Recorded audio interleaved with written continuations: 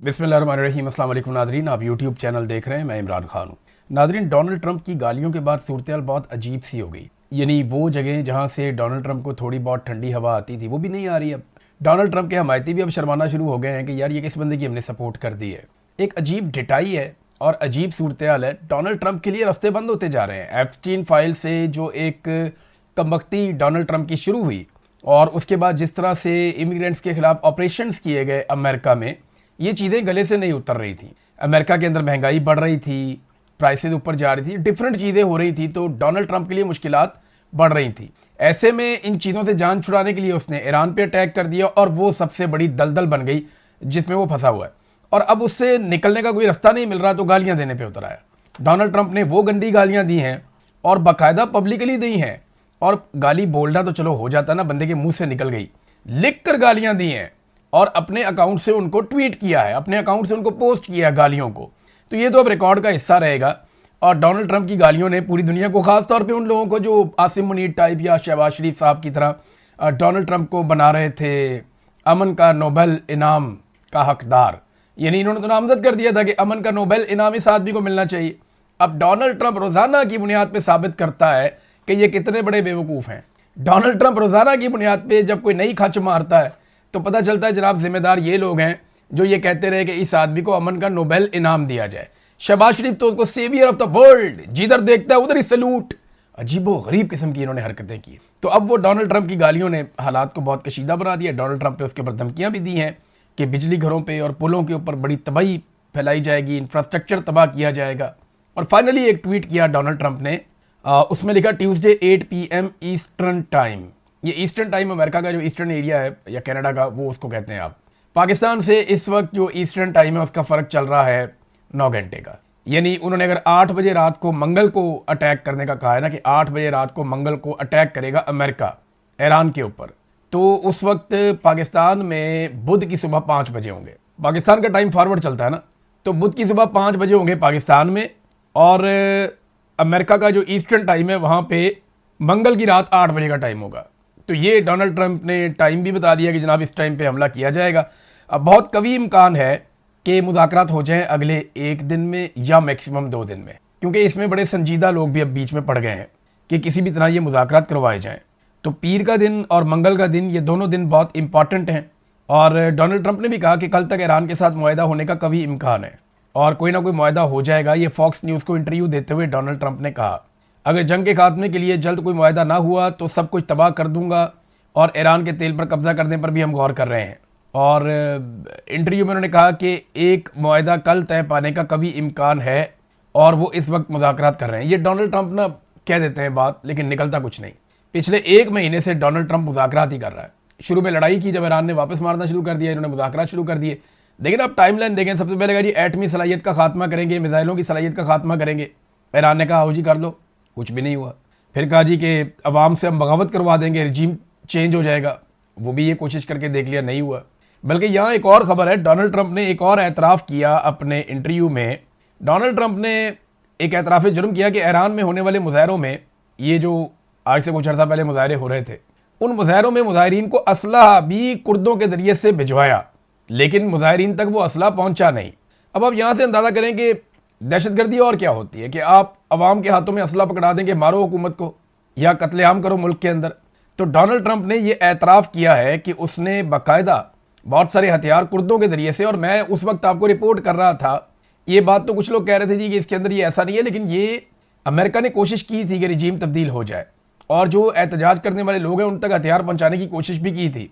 उस वक्त जब आयतुल्लाह अली खामनाई शहीद हो गए, अब तो, पहले वो उस वक्त जिंदा थे, उन्होंने और उनकी हुकूमत ने जब ये बात बार बार दोहराई और बार बार उन्होंने ये बात बताई कि ये जो मुजाहिरीन हैं इन तक हथियार पहुंचाए जा रहे हैं और ये बाकायदा कत्लेआम में मुलव्वस हैं और ये जो लोग मारे गए हैं ये सारे रियासत ने नहीं मारे, ये बहुत सारा कत्लेआम किया गया है, बाय डिज़ाइन किया गया है, तो कोई भी नहीं मान रहा था। आज डोनाल्ड ट्रंप ने चंद महीनों के बाद खुद ही उसका एतराफ़ कर लिया है। बहरहाल जो डोनाल्ड ट्रंप की धमकी है वो मैं आपके सामने रखता हूं। अगर मुआहदा ना हुआ तो बहुत कम छोड़कर पूरे ईरान को तबाह किया जा सकता है, नहीं ईरान का बहुत थोड़ा हिस्सा बचेगा, बाकी सारा तबाह कर देंगे। डोनाल्ड ट्रंप ने धमकी लगाई है। उसने कहा जी कि अब तो मंगल की रात 8 बजे और तब तक ईरान को कोई मुआहदा करना पड़ेगा। तो मुआहदा किस तरह का चाहता है डोनाल्ड ट्रंप वो आपको पता है। उस तरह के मुआहदे के ऊपर ईरान मानता नहीं है। बीच का रास्ता क्या निकलेगा वो मैं आपको पहले बता चुका हूं कि बीच का रास्ता यही है कि ईरान कुछ फेस सेविंग दे दे अमेरिका को, और अमेरिका ईरान को इस बात की गारंटी दे दे कि पाबंदियां भी नहीं लगेंगी और आइंदा हमला भी नहीं किया जाएगा, और ईरान एक आज़ाद मुल्क की तरह रहेगा। वो अपने मामलात को आज़ाद मुल्क की तरह देखेगा, और आबना हुर्मुज़ को अब वो कंट्रोल करना चाहते हैं। यहां पे आके फड्डा पड़ जाता है। इसका जवाब दिया है ईरान ने। ईरान का जो रद्दअमल आया है, ये सुप्रीम लीडर मुश्तबा खामनाई के सीनियर मुशीर हैं अली अकबर वलायती। उन्होंने कहा कि मुज़ामती महाज की मुत्तहिदा कमान बाबुल मंदब को आबना हुर्मुज़ की तरह देखती है।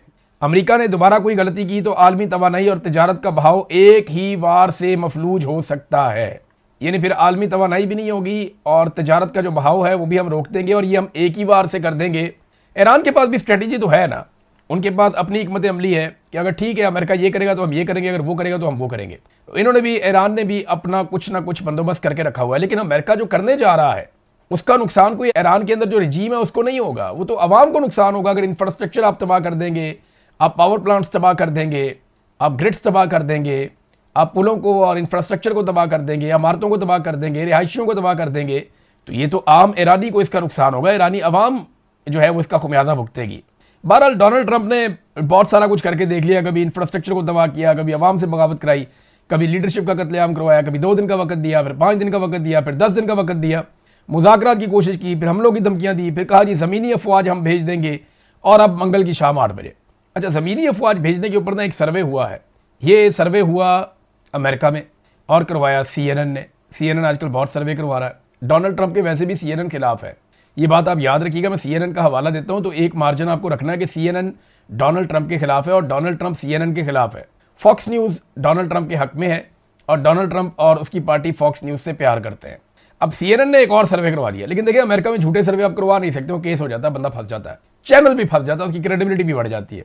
बहरहाल ये CNN ने जो सर्वे करवाया उस सर्वे के मुताबिक 68% अमरीकी, 68% अमेरिकन वो ये कहते हैं जनाब कि ईरान की ज़मीन पे हमें फ़ौज नहीं उतारनी चाहिए, मुसीबत बन जाएगी, वो इसके खिलाफ है। अच्छा, कितने फीसद अमेरिकन ये कहते हैं कि फ़ौज उतारनी चाहिए? ऐसा नहीं है कि 68% अगर कुछ और बात कर रहे हैं तो बाकी 32% कुछ और बात करें, नहीं, सिर्फ 11% हैं जो कह रहे हैं कि फ़ौज उतारनी चाहिए। यानी 11% अमरीकी डोनाल्ड ट्रंप के अगर ये फैसला करता है कि फ़ौज उतारते हैं तो उसके साथ हैं, और 68% अमरीकी इसके खिलाफ हैं, जबकि 21% अमरीकी कहते हैं जी हम इसके ऊपर कोई बात नहीं करते, हमारी इस पर कोई राय नहीं है।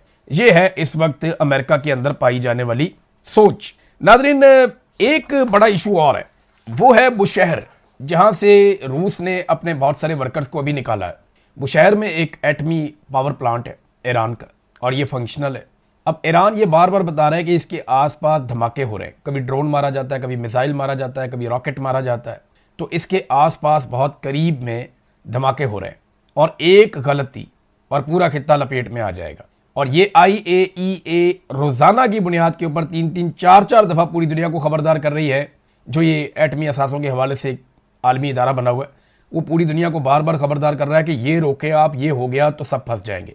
और सब कैसे फंसेंगे मैं आपको बताता हूँ। बुशहर में अगर ये ताबकारी हो जाती है ना, तो याद रखिएगा कि अप्रैल के महीनों में जो हवाएं चलती हैं ना, अप्रैल और मई के महीनों में, ये नॉर्थ वेस्ट चलती हैं। यानी ये हवा अगर बुशहर में ये एटमी ताबकारी होती है तो हवा जाएगी टुवर्ड्स गल्फ कंट्रीज, बहरीन में, कतर में, कुवैत में, ओमान में, UAE में, ये इस तरफ को, सऊदी अरब में, ये हवा इस तरफ को जाएगी, और ये सारे ममालिक मुतासर होंगे बशमूल अमरीकी अड्डों के, और यहाँ रहने वाले लोग भी मुतासर होंगे।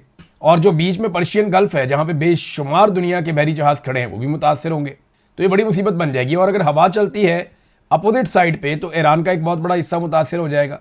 और अगर पाकिस्तान की तरफ आती है तो पाकिस्तान को इस पर आज ही बात करनी चाहिए।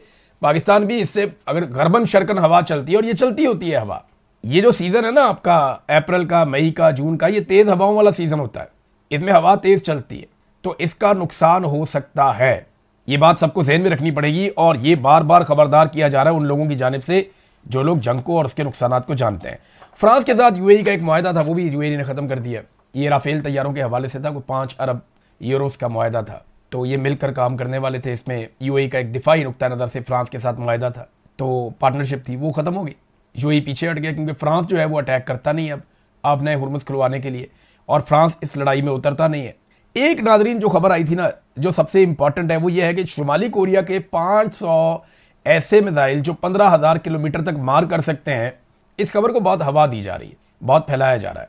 सबसे पहले ये खबर एक ईरानी तज्जियाकार ने दी, उसके बाद कुछ और लोग इसके बारे में बात कर रहे हैं। अब ये खबर एक और तज्जियाकार ने दी है और उनका ये दावा है कि चाइनीज तज्जियाकार हैं, कनाडा में रहते हैं। मैंने आपको इनके बारे में पहले भी बताया था, मैं इनका तज्जिया मेरे सामने है, मैं ये सुन भी रहा हूँ अभी।